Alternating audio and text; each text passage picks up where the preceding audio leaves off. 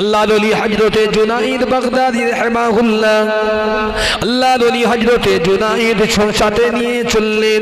আল্লাহ পাকের ওই বান্দা আলেম বান্দাকে নিয়ে আল্লাহর ওলি আল্লাহর তাওয়াক্কুল তালাশে চলে গেল। ও যুবকেরা, আল্লাহর ওলি মরুভূমিতে প্রবেশ করলেন, সাথে ওই আল্লাহর আলেম বান্দাও প্রবেশ করেছে। মরুভূমিতে যেই না গিয়েছে, মরুভূমির কিছুটা চলার পরে মরুভূমির সচরাচর আচরণ হলো, দিনের বেলা সূর্য যত আসে, সূর্যের তেজ যত হয়, মরুভূমির বালুগুলো ততটাই উত্তপ্ত হয়। এ যুবকেরা, নৌসানেরা, আল্লাহর ওলি জুনাইদ চলতে লেগেছেন, আল্লাহর আলেমে দিন বান্দাও চলতে লেগেছেন।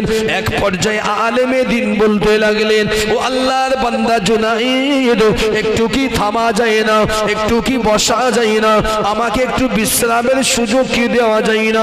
আল্লাহর ওলি জুনাইদ বাগদাদী রাহমাতুল্লাহি আলাইহি বললেন, না না, আমরা এখানে তো বসতে পারি না, চলো চলো দূরে চলো, আমরা দূরে গিয়ে কোনো একটি জায়গায় আমরা বসার জায়গা তালাশ করব। এই যুবকেরা চলতে চলতে চলতে চলতে সূর্য প্রায় মাথার দিকে উঠে গেল, সূর্য মধ্যম গগনে রয়েছে, আর চৌত্তরে তাপ সহ্য করতে পারে না। আল্লাহর আলেমে দিন বান্দাটা ওই মরুভূমির উপরে জুনাইদ বাগদাদীর পিছনে বসে বললেন। আল্লাহর ওলি জুনাইদ বলল, ও আল্লাহ পাকের বান্দা, তুমি এখানে কেন বসে বললে? আল্লাহর তাওয়াক্কুল তুমি কি দেখতে চাও না? আল্লাহ পাকের ওলি জুনাইদ বাগদাদী রাহমাতুল্লাহ আলাইহির কথা শুনে আল্লাহর ওলি যখন বললেন, বাবা তুমি আল্লাহর তাওয়াক্কুল কি দেখতে পাও না বা চাও না? ওই বান্দা বললেন, আমি আল্লাহর তাওয়াক্কুল দেখতে চাই, কিন্তু আগে আমি এখানে কিছু বিশ্রাম নেব। কিতাবের বর্ণনা, ওই মানুষটা আল্লাহর ওলি জুনাইদ বাগদাদী দূরে বসে গেলেন, এই মানুষটা পিছনে বসে আল্লাহর ওলিকে লুকিয়ে আড়াল করে পানির পাত্র থেকে কিছু পানি নিজে পান করতে লাগলেন। আল্লাহ পাকের ওলি হযরতে জুনাইদ বাগদাদী রাহমাতুল্লাহি আলাইহি ওই মানুষটাকে বললেন, আপনি তো বলেছেন আপনি কিছু আনবেন না, পাতেও ছাড়া আসার কথা, কিন্তু আপনি যখন নিয়ে এসেছেন আপনি লুকিয়ে লুকিয়ে কেন পান করবেন? বরং আপনি প্রকাশ্যে সেটা পান করুন। ও যুবকেরা, রাত কিছুক্ষণ পরে আবার দুজনা পথ চলতে চলতে সন্ধ্যা ঘনিয়ে এলো, মরুভূমির আকাশটা আস্তে আস্তে লাল আবাদ হলো, কিছু পরে সূর্য ডুবে গেল, অস্ত গেল, আল্লাহ পাকের আকাশে সুন্দর চাঁদটা ভেসে উঠেছে। হযরত জুনাইদ বাগদাদী দাঁড়িয়ে গেল, ওখানেই নামাজ আদায় করেছে। নামাজ আদায় করে আল্লাহর ওলি আল্লাহ পাকের জিকিরের ভিতরে মশগুল হয়ে গেল। জোরে বলেন সুবহানাল্লাহ। আচ্ছা বলেন দিন ছোট করে একটা কথা, মাগরিবের নামাজের পরে কি আমল আছে আমাদের? অসুবিধা হচ্ছে না তো? এই লোক এসে শুধু প্রশ্ন করতেছে, বলবেন না জি? কোনো জিনিস যদি একটু বাদ বিবাদ না হয় না, সেই জিনিসটা তো মজা থাকে না, বুঝতে পারলেন না? প্রতিদ্বন্দ্বী যদি ভালো না হয়, তা যুদ্ধ করে বা খেলা করে মজা হয়? কোনোদিন হয় না, এটা জানবেন। এই জন্যই আপনারা দেখবেন ক্লাসের শিক্ষকরা দেখবেন যে প্রতি বছর যে 50, 60, 70, 100 নম্বর রোল থাকে, প্রত্যেকটা বেশি তাকায় না, যা হয় ওকে যাক। কার দিকে মহব্বত বেশি? ওই 1, 2, 3, 4, 5, 6, 7, 8, 9, 10 জানে এদের ভিতরে কম্পিটিশন এতটাই জোরদার, 19-20 কম্পিটিশন। এই জন্য এদের দিকে একটু ভালো মনোনিবেশ করলে আরো ভালো রেজাল্ট করবে।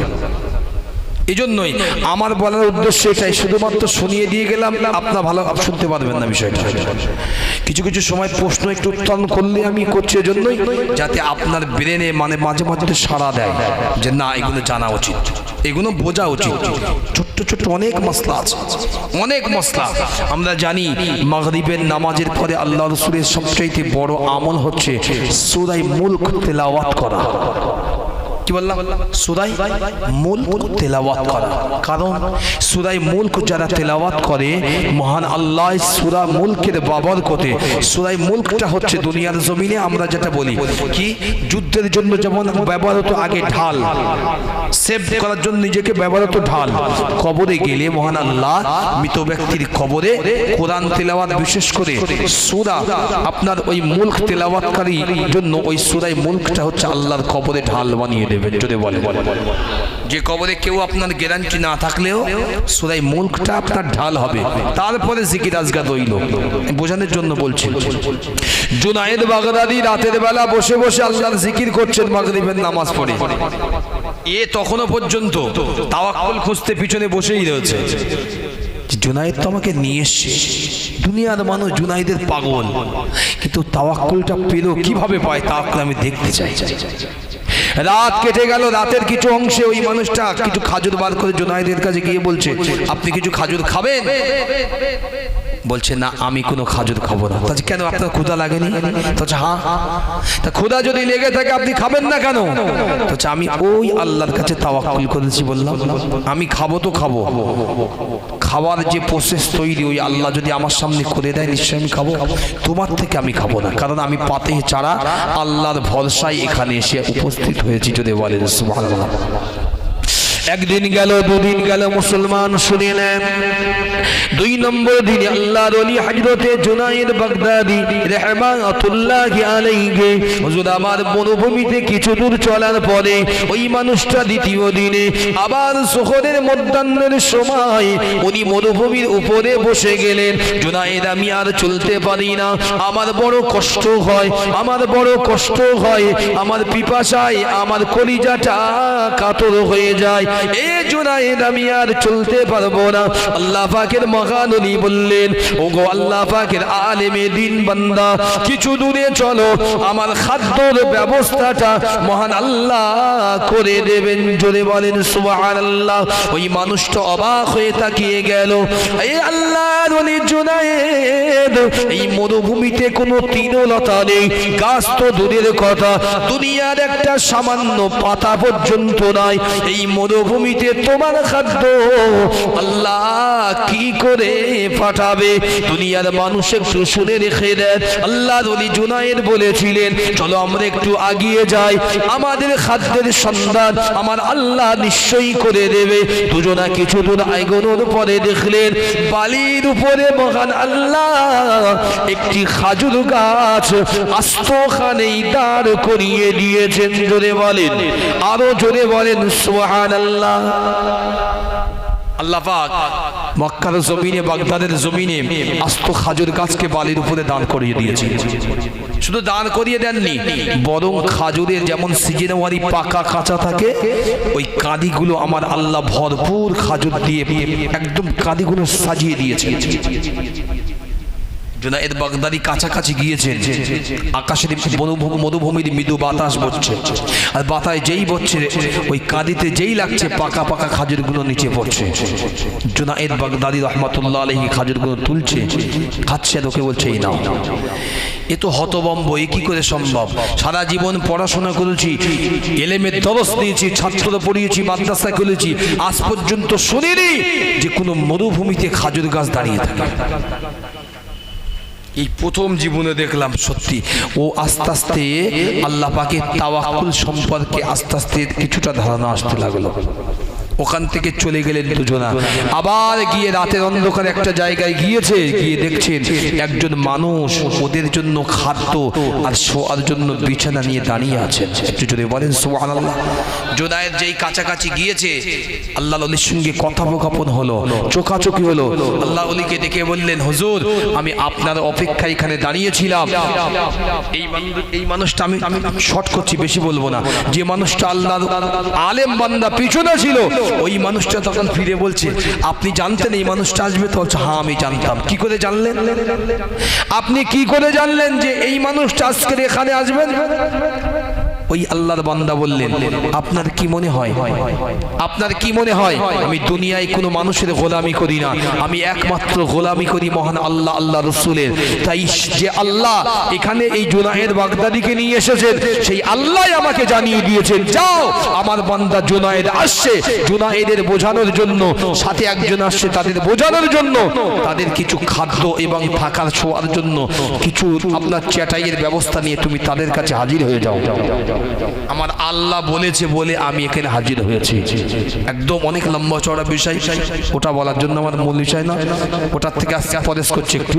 ফাইনালি এটাই বোঝাতে চেয়েছেন ওই বান্দা ওখানে আল্লাহর ওলি জুনাইদ বাগদাদির হাতে হাত দিয়ে নতুন করে তওবা ইস্তিগফার করে বললেন, আমি এত হাদিস পড়েছি, এত কোরআন পড়েছি, এত ফিকহ পড়েছি, এত আমল করেছি, কিন্তু কখনো তাওয়াক্কুল সম্পর্কে এমন করে আমি ভাবানি যেটা আজকে আমি ভেবেছি। তাওয়াক্কুল সম্পর্কে আমি বুঝেছি তাওয়াক্কুলে এমন একটা জিনিস, তাওয়াক্কুল যদি মানুষ দুনিয়ায় আল্লাহর উপরে না করে সেই মানুষটা দুনিয়ায় কখনো আল্লাহর সন্তুষ্টি পেতে পারে না। এজন্য তাওয়াক্কুল যার নাই, ইবাদত ইখলাস যার নাই, তার ইবাদত আল্লাহর কাছে কবুল হয় না। একবার যদি বলেন সুবহানাল্লাহ, একবার দরুদ শরীফ আল্লাহুম্মা।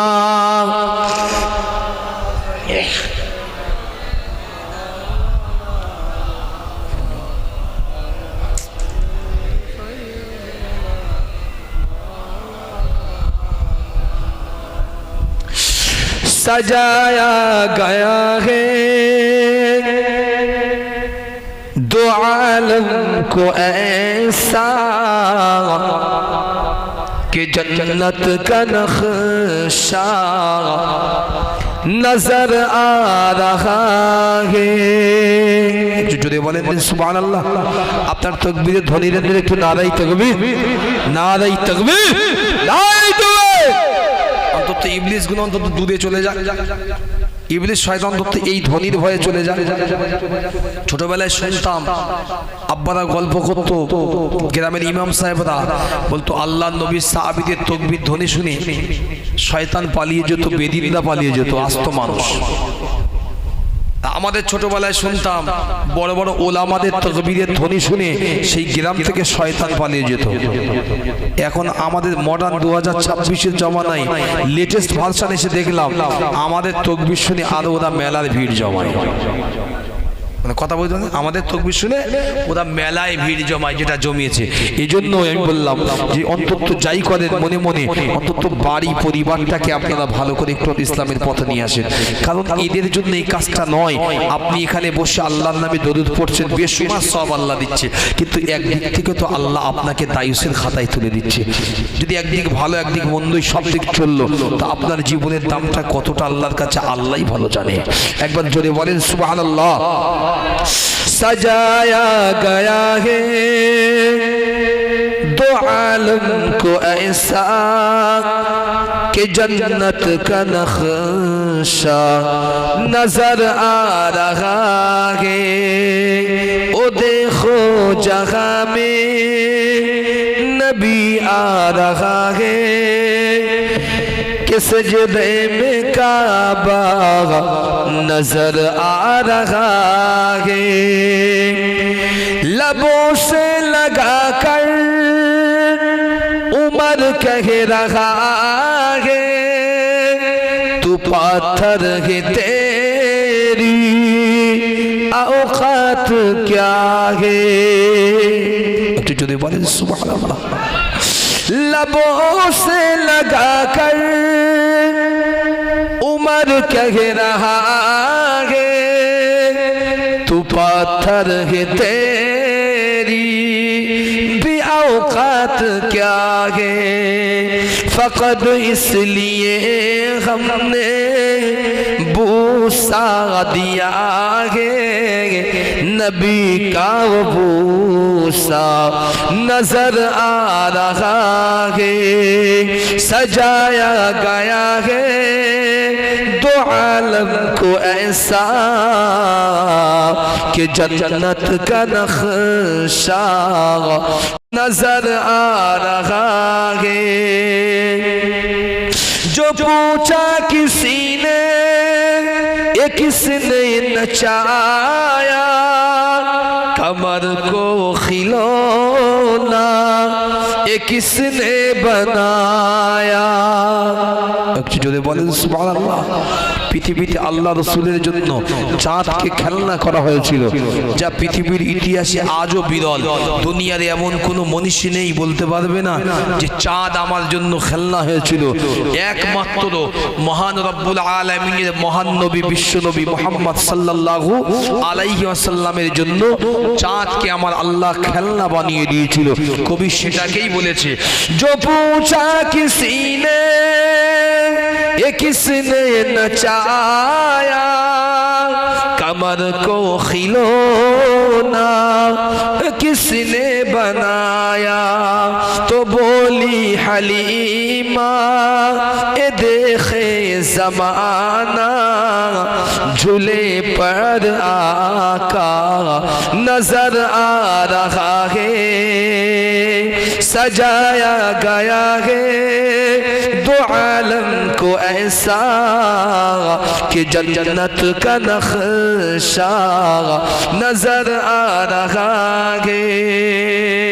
अदब से चलो अपनी सर को झुका लो, नबी के मोहब्बत में दिल को जगा लो, दुरूदों का नगमा लबों पर सजा लो, कि नबी का वो रोज़ा नजर आ रहा है, सजाया गया है दो आलम में ऐसा, नबी के जन्नत का नक्शा नजर आ रहा है। अल्लाहुम्मा सल्ली अला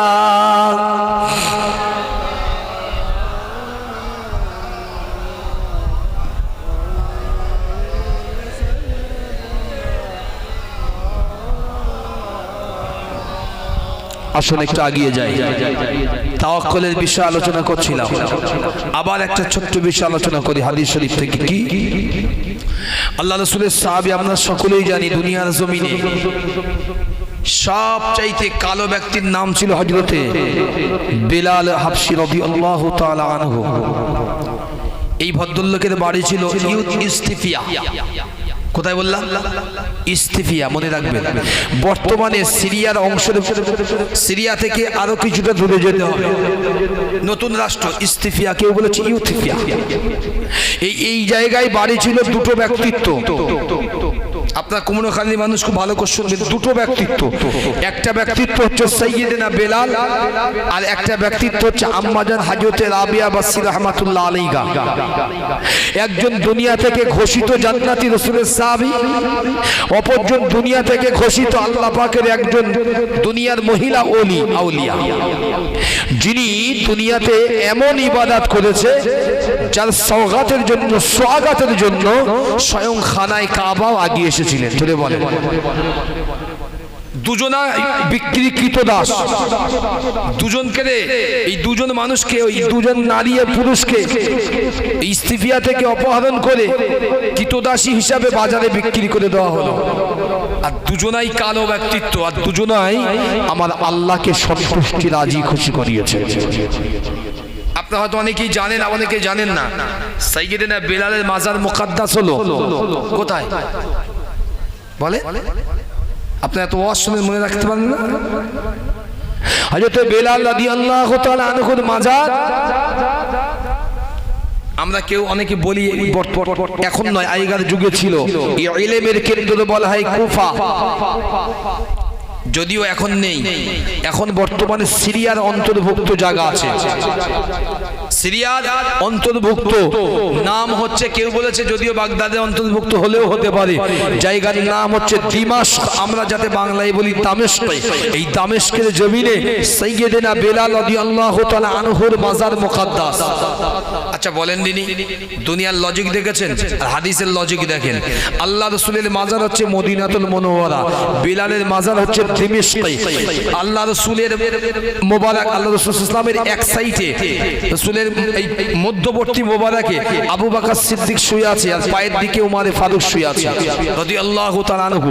প্রশ্ন হচ্ছে, এই দুজনের মাজার মুকাদ্দাস রাসূলের পাশে গায়, কিন্তু কিয়ামতের দিনে আল্লাহ যদি ইয়াউমা ইনফাখু ফিস সূরি ফাতা ইয়াবআতুন আফওয়াজা, আল্লাহ যদি ডাক দেবে আমরা প্রত্যেকেই কবর থেকে উত্থিত হব উলঙ্গ অবস্থায়, খাতনাবিহীন উলঙ্গ অবস্থায় আমরা কবর থেকে উঠে আল্লাহর দরবারে চলে যাব কিয়ামতের মাঠে হাঁটতে থাকবে। সেই দিন বেলাল সবাই উঠবে, আর বেলাল আল্লাহ রসুলের কদম মোবারক থেকে, রসুলের পা মোবারকের কাছাকাছি থেকে ওখান থেকে ডুব দিয়ে হযরত বেলাল সেদিন দুনিয়ার জমিন নয় কিয়ামতের জমিনে উঠবে। যদি বলেন সুবহানাল্লাহ। লজিক আল্লাহ দিয়েছে, আল্লাহর কথা আমার নয়। বেলালের মাজার দিমেশকে কয়েক শত মাইলের দূরত্ব, হাজার বললে ভুল হবে না রসুলের মাজার থেকে, অথচ বেলালকে আল্লাহ উঠাবেন রসুলের কদম মোবারক থেকে। বেলালকে দেওয়া হবে লাল রঙের উষ্টি। আল্লাহ রাসূলের কিছু পছন্দের উট ছিল, কাসওয়া, গাজওয়া, বিভিন্ন ধরনের। বেলালকে দেওয়া হবে লাল রঙের উটুনি। বেলাল উটুনিতে বসবে, বেলাল চলবে ময়দানে মাহশরে হিসাব দিতে। আল্লাহ পাকের সমীপে সাইয়েদনা বেলাল যাবে, আল্লাহ ডাক দিয়ে বলবে, বেলাল তুমি এখানে কিসের জন্য? আল্লাহ আপনি ডেকেছেন হিসাব? না, আমি আল্লাহ তোমার হিসাব নেব না, আমার প্রয়োজন নেই। আমি তোমাকে একটা কথাই বলি, তুমি তোমার কণ্ঠ থেকে আজকের ময়দানবাসীকে একটা ডাক ছেড়ে আজান দিয়ে দেখিয়ে দাও, যে আজান তোমার হিসাবটা শেষ করে দেবে। সাইয়েদনা বেলাল আজান দেবে, আমরা অবাক হয়ে সেই দিন কিয়ামতের দিনে ময়দানবাসী দেখব যে বেলাল কারে বলে। একবার যদি বলেন সুবহানাল্লাহ। এই মানুষটার তাওয়াক্কুল শোনেন। আল্লাহ পাকের নবীর কাছে ফেরেশতা জিবরিল আমিন ওহী নিয়ে আসলেন, ইয়া রাসূলুল্লাহ আপনার সাহাবী বেলাল দুনিয়ার জমিনে 7 দিন বাঁচবে। কদিন বললাম? দুনিয়ার হিসাব 7 দিন বাঁচবে, বা 1 সপ্তাহ বা 6 দিন যাই হবে বাঁচবে। আল্লাহ পাকের নবী বেলালকে খুব মহব্বত করতেন, খুব মহব্বত করতেন। কারণ আপনারা সকলেই জানেন বেলালের ব্যাকগ্রাউন্ডটা। আল্লাহ নবী বেলালের কাছে গিয়ে বললেন, বেলাল দুনিয়ার জমিনে তোমার হায়াত নাকি 7 দিন। তো বেলাল বলল, ইয়া রাসূলুল্লাহ, ইয়া হাবিবাল্লাহ, আমি বেলালের আমার মতো সৌভাগ্যশীল ব্যক্তি দুনিয়ায় আছে? আমার এই জগতে আমি আমার বাপকে দেখিনি, মাকে দেখিনি, ভাইকে চিনি না, কিন্তু এখানে অনেক ভাই পেয়েছি, অনেক বন্ধু পেয়েছি, আর আপনার মতো সাথী নবী পেয়েছি, যে নবীর কদমে কোলে আমার মৌত হবে, এর চাইতে সৌভাগ্যবান কপাল নসিব দুনিয়ার কারো হয় না। একবার যদি বলে, এই ব্যক্তির তাওয়াক্কুল কি ছিল? আল্লাহ নবী সাহাবী সাইয়্যিদিনা বিলাল, আল্লাহ নবীর কলিজা টুকরা সাহাবী সাইয়্যিদিনা বিলাল হাবশী রাদিয়াল্লাহু তাআলা আনহুর তাওয়াক্কুল ছিল। আল্লাহ নবী জাইনা বেলালকে গিয়ে বললেন, ও বাবা বেলাল, তোমার হায়াত আয়ু নামক বিষয়টা মহান আল্লাহ আমার কাছে জানিয়ে দিয়েছেন। আল্লাহ পাক ফেরেশতা নূরে মুজাসসাম, ফেরেশতা বিরূহিল কুদুস, আল্লাহর ফেরেশতা জিবরিল আমিন আলাইহিমুস সালাম আল্লাহ নবীর কাছে ওহী নিয়ে অবতীর্ণ হলেন। আসসালামু আলাইকা ইয়া রাসূলুল্লাহ, ইয়া হাবিবাল্লাহ। আল্লাহ পাকের নবী সালামের জবাব দিলেন, ইয়া আখি জিবরিল, ও ভাই জিবরিল এই সময় কেন এলেন? আল্লাহর ফেরেশতা জিবরিল বলেছিলেন, ইয়া রাসূলুল্লাহ, ইয়া হাবিবাল্লাহ, হুজুর আল্লাহ পাক ওহী অবতীর্ণ করেছেন, আপনার কাছে বার্তা পাঠিয়েছেন, এই বার্তা নিয়ে আমি এসেছি। আল্লাহ নবী জিজ্ঞাসা করলেন, ও ভাই জিবরিল, কি এমন বার্তা আমার কাছে দেবে? জিবরিল আমিন বলেছিলেন, ইয়া রাসূলুল্লাহ, ইয়া হাবিবাল্লাহ, আপনার সাহাবী বেলাল, এই বেলালের দুনিয়ার জমিনে আর মাত্র 7টি দিন হায়াতে জিন্দেগি রয়েছে। এজন্য মহান আল্লাহ জানিয়ে দিয়েছেন। আল্লাহ নবীর মনটা মলিন হয়ে গেল, আল্লাহ নবীর চেহারা ফ্যাকাশে হয়ে গেল। ও যুবকেরা, আল্লাহ পাকের নবী সাহাবীদেরকে ডাক দিলেন, ও সাহাবীরা, আমার বেলালকে একটু খবর দাও, আমি রাসূলুল্লাহ তাকে তালাশ করেছি। হযরতে সাহাবী গিয়ে হাজির, হযরতে বেলালকে ডাক দিলেন।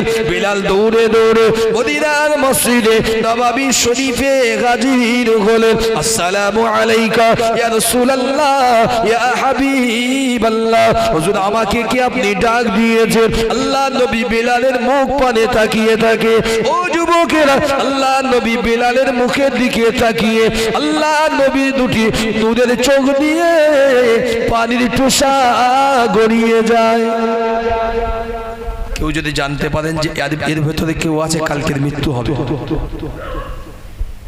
কেউ যদি জানতে পারেন যে এর ভিতরে কেউ আছে এই গ্রামের ভিতরে কাল মৌত হবে, তার সামনে গেলে কিরম মনে হয় বলেন দিন? ধরলেন আমি জানি যে একজনের মৃত্যু হবে গতকালকে, যদি তার সামনে আমি চলেও যাই কিরম হবে? আমার ভিতরটা কি বলবে? এই মানুষটা কাল চলে যাবে দুনিয়ার জমিন থেকে, এই ধরাধাম এই পৃথিবী তার জন্য নশ্বর হবে, মনে হওয়াটা স্বাভাবিক। আল্লাহ রসুল বেলালকে দেখেই আমার রসুল সহ্য করতে পারলেন না, আসুকে কন্ট্রোল করলেন না রসুল। আসু আল্লাহ রসুলের এই নূরের চোখ দিয়ে একটু পাতে লেগেছে। বেলাল কিছু আভাস পেলেন রসুলের দিকে তাকিয়ে, রাসূলুল্লাহ আমি কি কোনো বেয়াদবি করলাম, কোনো অন্যায় করলাম? রসুল বললেন না, এদিকে এসো। বেলাল আমি নবী তোমাকে একটা কথা বলছি, শোনো। আল্লাহর ফয়সালার উপরে কেউ যেতে পারে না। ইয়া রাসূলুল্লাহ আমরা তো জানি। বলেন। বাবা বেলাল তোমার হায়াতের আয়ু আছে আর মাত্র 7 দিন, আল্লাহ এই মাত্র জানিয়েছে। বেলাল হাসলেন, মুচকি মুচকি তাবাসসুম। বেলাল হাসলেন, তাবাসসুম হাদিসের ভাষায়। বেলাল হেসে বললেন, ইয়া রাসূলুল্লাহ সেই কোন কালে আমাকে বিক্রি করে দিয়েছিল, উমাইয়ার দাসত্ব করতে করতে চাবুক খেতে খেতে আমি বেলালের এমন কোনো জায়গা নাই যে উমাইয়ার চাবুক আমার ভিতরে আমার জিসমে পড়েনি। আজকের দিনে যখন আমার মনেই পড়েছে, আপনি বললেন আমার হায়াতের সময়টা খুবই অল্প, ইয়া রাসূলুল্লাহ আপনার মতো সাথী পেয়ে তার আন্ডারে তার কোলে আমার মৌত হবে, এর চাইতে বড় খুশি আমি বেলাল আর আমার হতে পারে না। একবার জোরে বলেন সুবহানাল্লাহ। বেলাল বলছে, ইয়া রাসূলুল্লাহ আমি প্রস্তুত আছি। আপনারা যারা বসেছেন খুব ভালো করে শুনবেন এটা। আমরা অনেকে দুনিয়ার জমিনে আমরা জানি আল্লাহ আছে, নবী আছে, ওলি আবদাল গৌস কুতুব সকলেই আছে, কিন্তু অনেক ক্ষেত্রে আমরা এমন কিছু নির্বোধ আছি যে আল্লাহ থাকা সত্ত্বেও দুনিয়ায় গুনাহ করি অহরহ। আমাদের ভয় লাগে না যে আল্লাহ আমাদের সাজা দেবে পরবর্তীকালে, এ সাজা লাগে না। আমি আজকে আস্তে আস্তে আমাদের গাড়ির সঙ্গে একসঙ্গে আস্তে আস্তে আমাদের গাড়ি কথা হচ্ছিল গাড়ির ভিতরে, তাওয়াক্কুল বিষয়ে লিখতে গিয়ে এখন পৃথিবীর বর্তমানে সবচাইতে 1 নম্বর যিনি মুফতি, গ্র্যান্ড মুফতি পাকিস্তানের মুফতি তাকি উসমানী দামাত বারাকাতুহু, উনি কিতাব লিখেছেন। তো আল্লাহ পাকের এই বর্তমানে তাওয়াক্কুল সম্পর্কে লিখতে গিয়ে উনি বললেন যে তাওয়াক্কুল হতে হবে এমন তাওয়াক্কুল, তাওয়াক্কুল হতে হবে এমন তাওয়াক্কুল, দুনিয়ার জমিনে যেমন মাছ পানি ছাড়া বাঁচে না, পানি ছাড়া যেমন মাছ বাঁচে না, যেমন দুনিয়ার জমিনে বর্তমানে পেট্রোল ডিজেল ছাড়া গাড়ি চলে না, ঠিক তেমনি মানুষের এর থেকে অধিকাংশ আরো উচ্চতায়, অর্থাৎ যা কিছু করছে ঘটছে ঘটবে সব কিছুর জন্য আমার আল্লাহই নির্ধারণ করেছে। এর উপরে পূর্ণ বিশ্বাসের নাম হচ্ছে তাওয়াক্কুল। যদি বলে এখান থেকে বার হয়ে যাবেন যদি হোঁচট খান, তাও আপনার ধারণা হওয়া উচিত থাকবে এটা আমার তকদিরের অংশ ছিল। কন্ডাক্টর রাস্তা খারাপ করে দিয়েছে, গ্রামের লোক রাস্তা খারাপ করেছে তাই পড়ে গেছি না, এজন্য তাওয়াক্কুলের সংশয়। তাওয়াক্কুলের বিষয়ে বলতে বলতে সিয়ারুস সাহাবার ভিতরে একটি রিওয়ায়াত এসেছে তাওয়াক্কুলের বিষয়। আপনারা প্রত্যেকে জানেন জগতের বিখ্যাত একজন ওলি ছিলেন হযরত জুনাইদ বাগদাদী রাহমাতুল্লাহ আলাইহি। সেই যুগের সবচাইতে বেলায়েত সম্পন্ন উনি ওলি ছিলেন। বহু কারামত আল্লাহ ওই ওলি দিয়েছিলেন, বহু কারামত, তার বহু কিতাব দুনিয়ায় বিদ্যমান। হযরত জুনাইদ বাগদাদী সেই সময় উনার মজলিসে হাজার হাজার, কেউ বলেছে এমন মজলিসে লাখ লাখ মানুষ হতেন। একবার উনার মুখ থেকে দুটো কথা শোনার জন্য মানুষ স্তব্ধতায় বসে যেতেন। একবার যদি বলেন সুবহানাল্লাহ। আর উনি মুখ থেকে বলতেন, আর মানুষ যেমন মধু ঝরার মতো মানুষ ওনার থেকে নিতেন। হেদায়েত তো আল্লাহর হাতে, কিন্তু উনি এমন বলতেন এত সুন্দর করে মনে হতো আল্লাহর পক্ষ থেকে নির্ঘাত পাঠানো এমন কিছু মধু আল্লাহ দিয়েছে এই ব্যক্তির কথা শুনে কেউ ফিরত যায়নি। একবার জোরে বলেন সুবহানাল্লাহ। সেই যুগে একজন ব্যক্তি ছিল বাগদাদের জমিনে, নাম ছিল রাশিদ। তিনি একজন বড় আলেম, মুফতি এবং হাফেজে কোরআন। ডিগ্রিতে জুনাইদ বাগদাদির চাইতে অনেক উচ্চ, বড় বড় মাদ্রাসা চালাতেন। শুনবেন এটা। তো উনি খুব রাগ ছিল আল্লাহর ওলি জুনাইদ বাগদাদী রাহমাতুল্লাহ আলাইহির উপরে, যে মানুষ ওর কাছে কেন যায়? আমি 5টা 7টা মাদ্রাসা চালাই, আমার কাছে আসে না কেন? আমি হাফেজ, আমি মুফতি, আমি কারি, মাওলানা, আমার কাছে না আসে না কেন? জুনাইদ তো হাফেজ নন, বড় আলেমও নন, বড় মুফতি নন, ফকিহও নন, ওর কাছে আসে। চিন্তা করে করে কোন একটা তারিখে জুনায়েদ বাগদাদি বসে আছেন ওলিদের মাজলিসে, আর ওই ব্যক্তিটা এসে ঢুকে সালাম দিয়ে বলছে, জুনায়েদ তোমার সঙ্গে আমার কিছু কথা আছে। তুমি তখন বলছে, ভাই বলে। বলছে, তুমি কি মনে করো তোমার কাছে যত মানুষ আছে এই আসে, তোমার কি মনে হয় এই মানুষগুলো কি জন্য আসে? তাওয়াক্কুল সম্পর্কে তোমার ধারণা কি? জুনায়েদ বাগদাদি বলেছিলেন, ভাই তাওয়াক্কুল সম্পর্কে আমারও মনে হয় খুব একটা ধারণা নেই। বুঝবেন, উনি কিন্তু পূর্ণ এ বিষয়ে জানতেন। ওমাই ইয়াতাওয়াক্কাল আলাল্লাহি ফাহুয়া হাসবুহু, উনি জানতেন তাওয়াক্কুল সম্পর্কে, কিন্তু উনি একবারও বলেননি। উনি বললেন, আমারও মনে হয় তাওয়াক্কুল সম্পর্কে কোনো জ্ঞান নেই। উনি ডেকে বললেন, জুনায়েদ আমি ভালো করে বুঝে দেখেছি অজ্ঞানীরা আজকের দুনিয়ায় রাজত্ব করছে, তুমিও তার ভিতরে একজন। এই জন্য লোক তোমার কাছে আসে, আর আমার আল্লাহ জ্ঞান দিয়েছে, আমার কাছে একবারও লোক আসে না। এটাই আমার বড় আফসোস। আল্লাহ ওলির জীবনের ভিতরে এসেছে মুসলমান, আল্লাহ পাকের ওলির সিয়ারুস সাহাবার ভিতরে এসেছে, হায়াতুল আউলিয়ার ভিতরে এসেছে। আল্লাহ ওলি হযরতে জুনাইদ বাগদাদি রাহমাতুল্লাহি আলাইহি হুজুর ওই মানুষের কথাগুলো শুনেন, আল্লাহ পাকের ওই হাফেজে কোরআন আলেমে দ্বীন মুফতির কথাটা শুনেন। আল্লাহ ওলি অবাক নয়নে তাকিয়ে থাকলেন। আল্লাহ ওলি জুনাইদ বাগদাদি অন্তরে বলতে লাগলেন, রব্বুল আলামিন আল্লাহ, দুনিয়ার মানুষকে দেখি একটি লেবাস কিংবা পোশাকে, কিন্তু দুনিয়ার মানুষের ভিতরটা এত কেন কুৎসিত হয়ে যায়? ও রব্বুল আলামিন আল্লাহ, আমি তো তাওয়াক্কুল বলতে তোমাকেই বুঝি।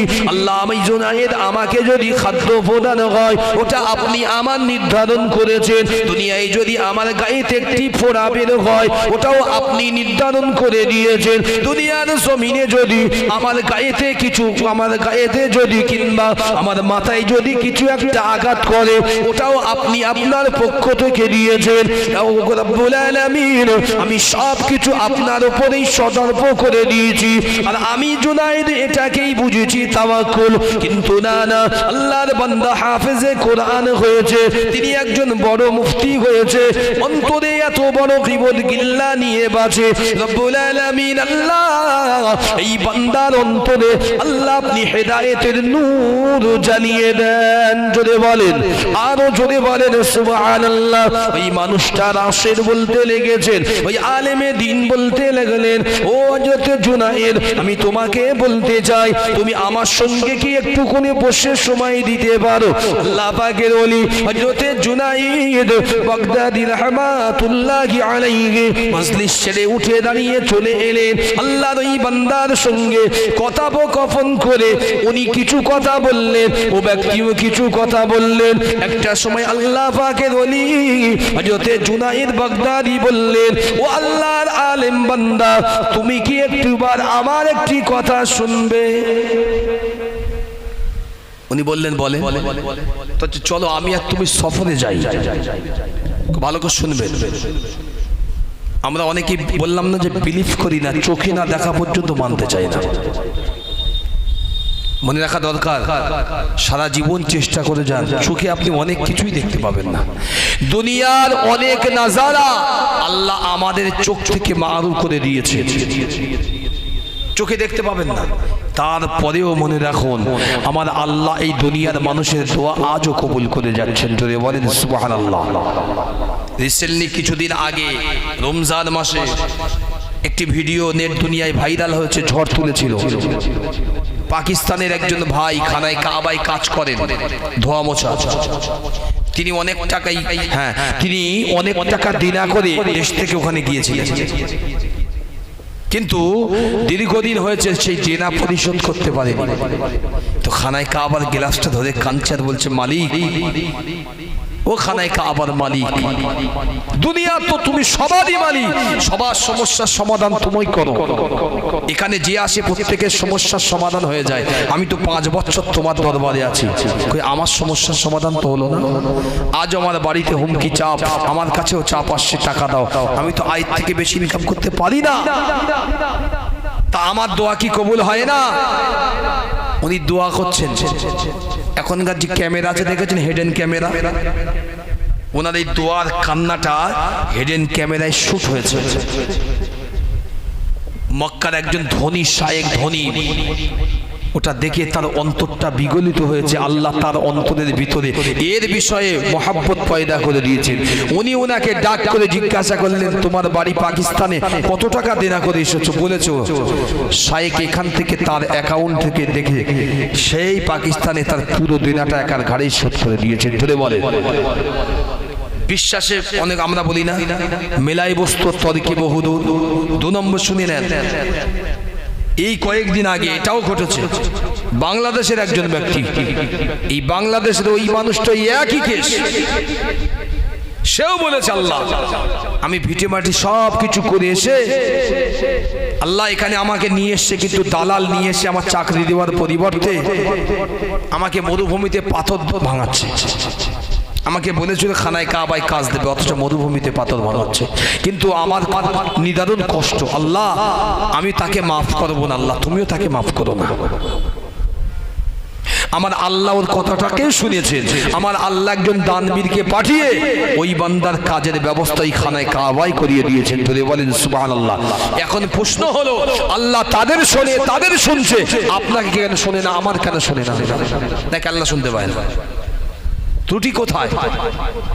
ত্রুটি মূল হচ্ছে একটা ছোট্ট কথা শুনলাম, আমরা ইবাদত করি, সব করি, কিন্তু আমাদের ইবাদতের ভিতরে ইখলাস নাই, খুলুসিয়াত নাই। নাই, আমি আবারও বলছি নাই। যদি বলেন কি বলছেন আপনি, হ্যাঁ জুমার দিনে যদি এই মসজিদে কোনো মিষ্টির প্যাকেট হয়, যে 150 লোক নামাজ পড়ে, প্যাকেট 200 প্যাকেটই চলে যাবে, একটা থাকবে না। কথা বলতে ভুল মিথ্যে বলছে, ভুল বলছে বলে 150 লোক গুনে নামাজ পড়তে ঢুকেছে, 200 প্যাকেট ওখানে রাখা হচ্ছে, 200 প্যাকেটই থাকে। কোথায় তাওয়াক্কুল, কোথায় খুলুসিয়াত, কোথায় আল্লাহর ভয়?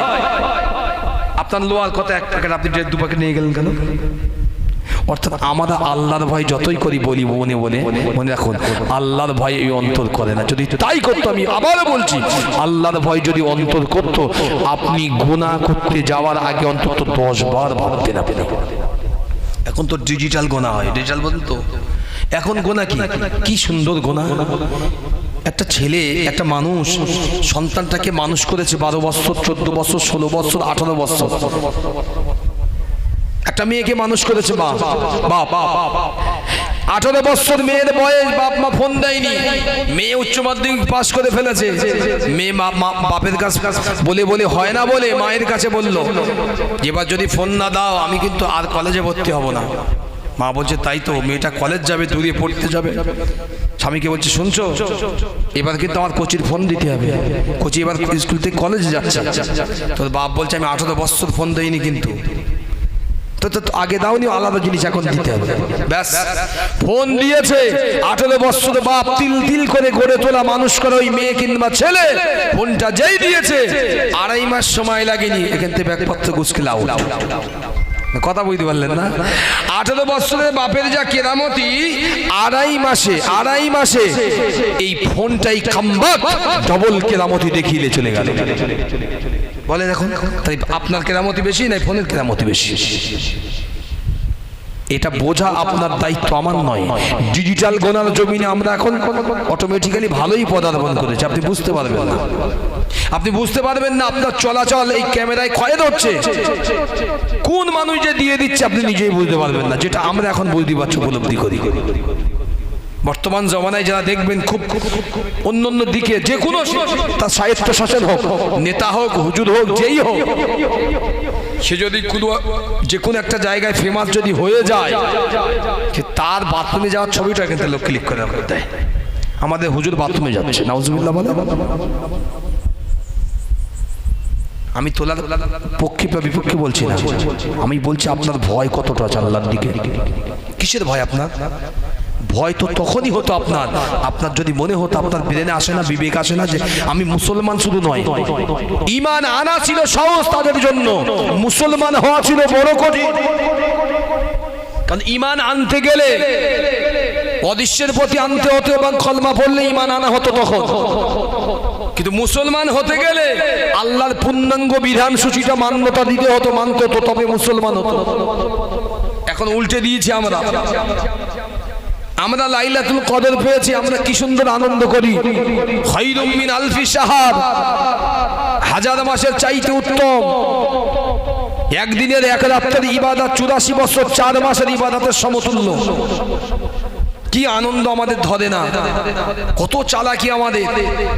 সারা মাসে রোজা করিনি, নামাজও পড়তে আসিনি, আবার কেউ রোজা রেখেছে 4 দিন তারাই পড়েছে, 18 দিন আর আসেনি এলাকায়, এমুক হয়নি।